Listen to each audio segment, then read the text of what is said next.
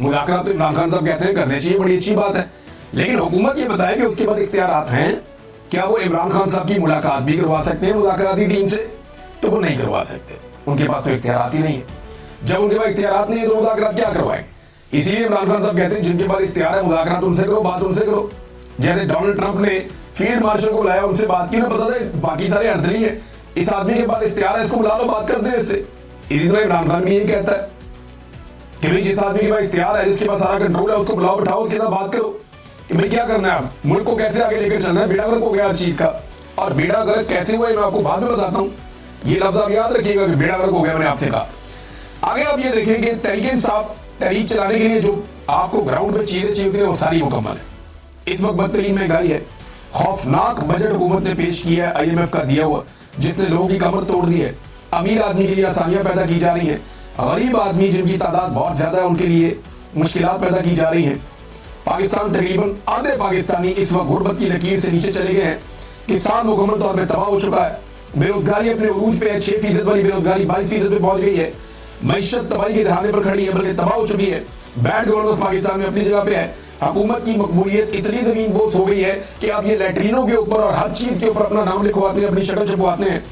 Opposition जो है वो इस वक्त मकबूल है, इमरान खान साहब की मकबूलियत का तोती बोलता है। ये फौज ने सर्वे करवाया अलीमीन के मुताबिक, उसमें इमरान खान साहब की मकबूलियत 88% आई है। अब बस एक मोमेंटम बनाने की जरूरत है। ये सारे लोग छिड़े हुए हैं, बहुत परेशान हैं, बहुत इस हुकूमत से खाइफ हैं।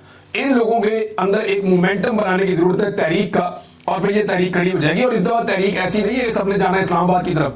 आप सारे इस्लामाबाद की तरफ जाते हैं, रास्ते में 50,000 पुलिस वाले इस्तेमाल होते हैं तो रोक लेते हैं।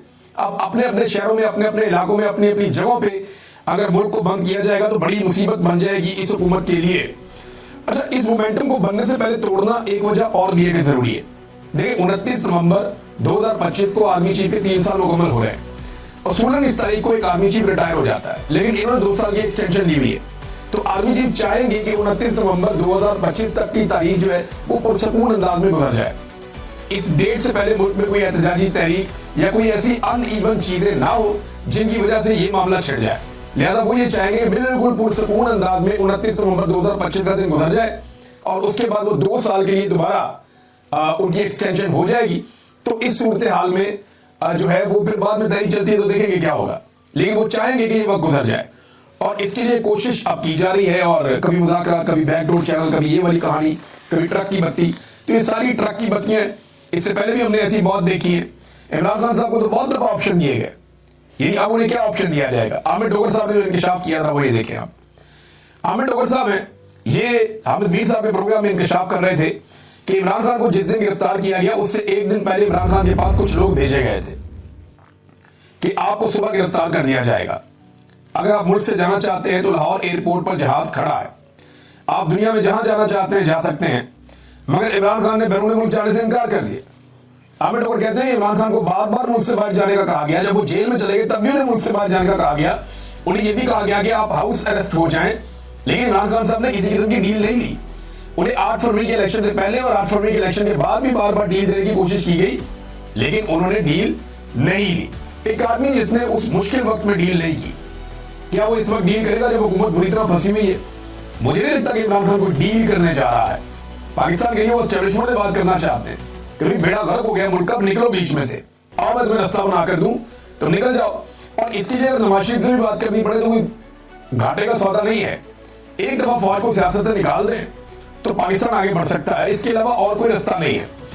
नाज़रीन, मैं आपको कह रहा था ना कि तबाही फेर दी है, अब वो चीज मैं आपके सामने रखने जा रहा हूं कि किन चीजों को मैं ये कह रहा था कि बुरी तरह पाकिस्तान में तबाही फेरी गई है।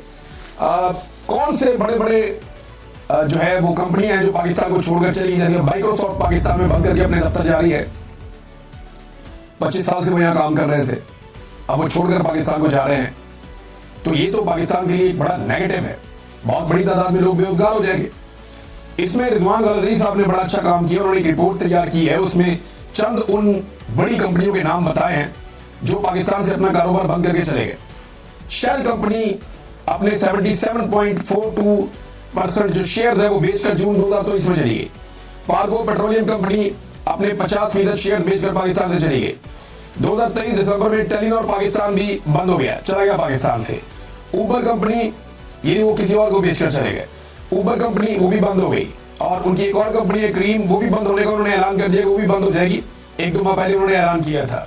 प्रॉक्टर एंड गैम्बल कंपनी वो भी बंद हो गई, वो बेचकर चले गए। सीमेंस कंपनी वो भी बेचकर चले गए। ये बहुत सारी ऐसी कंपनियां हैं जो पाकिस्तान छोड़कर जा रही हैं। मोबाइल फोन बनाने वाली कंपनियां वो भी पाकिस्तान छोड़कर जा रही हैं।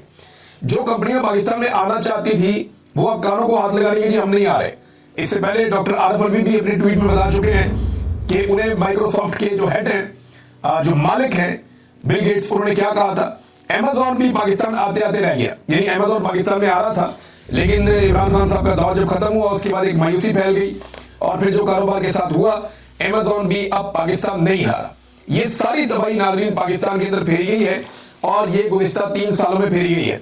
शब्बर ज़ैदी साहब का एक बयान बड़ा जबरदस्त तरीके से गर्दिश कर रहा है, वो बयान मैं आपके सामने रखता हूं, और बहुत सारे लोगों ने इसको ट्वीट किया। साबिर शाकिर साहब के ट्विटर से मैं पढ़ के सुनाया, तो और बहुत सारे लोगों ने इसको ट्वीट किया है। उन्होंने कहा, मैंने इमरान खान और जनरल बाजवा को कहा कि ये हमारे अपने इदारे FBR में बहुत से लोग करप्शन में मुलविस हैं, तो इमरान खान ने फौरन मुझे कहा कि इन सबको निकाल दो, लेकिन बाजवा ने मुझे निकाल दिया। ये जरा प्रायोरिटीज हैं, इस तरीके से मुल्क चलाया जा रहा है। तो फौज को सिर्फ अपना काम करना चाहिए, सियासत में और एडमिनिस्ट्रेशन में और मुल्क चलाने में किसी किस्म की मुदाखलत कभी भी नहीं करनी चाहिए। अटक जेल से नाज़रीन कुछ और कैदियों को छोड़ा गया है। ये 19 कैदी हैं जो अब रिहा हुए हैं 7 महीने के बाद।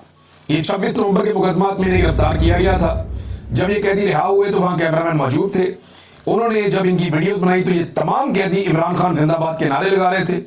इन तमाम कैदियों ने कहा कि हम दोबारा निकलेंगे और इमरान खान को रिहा करवाएंगे।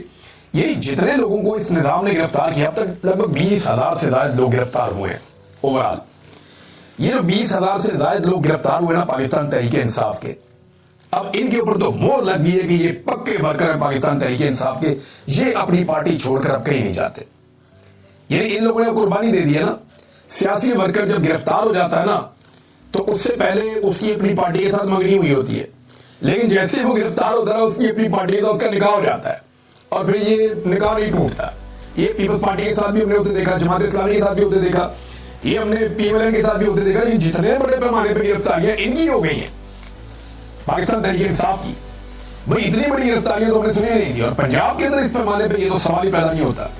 तो बड़ी इन्होंने डिक्टेटर ने इतनी तबाही नहीं फेरी जितनी इनके खिलाफ तबाही फेरी है मौजूदा रजीम की तरफ से।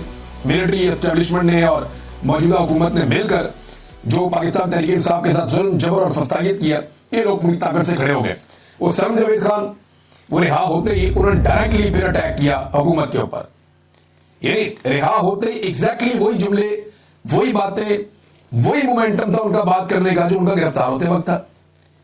अब एक लड़की है सरम जावेद खान और एक बड़ी उम्र की खातून है मरियम नवाज शरीफ। अब मरियम नवाज जो है, आपको गौर करें ना, पीछे जाए आप, जरा सी तकलीफ आती थी तो 4-4 महीने 3-3 महीने उनका ट्विटर ही बंद हो जाता था।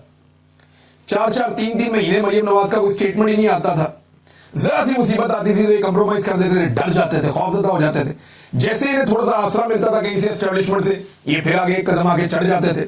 जनरल बाजवा पीछे पीछे इनको थोड़ा सा हलाशेरी देता रहता था। हालांकि फौज के खिलाफ जो स्टेटमेंट भी इन्होंने दिए थे वो जनरल बाजवा के आशीर्वाद से दिए थे।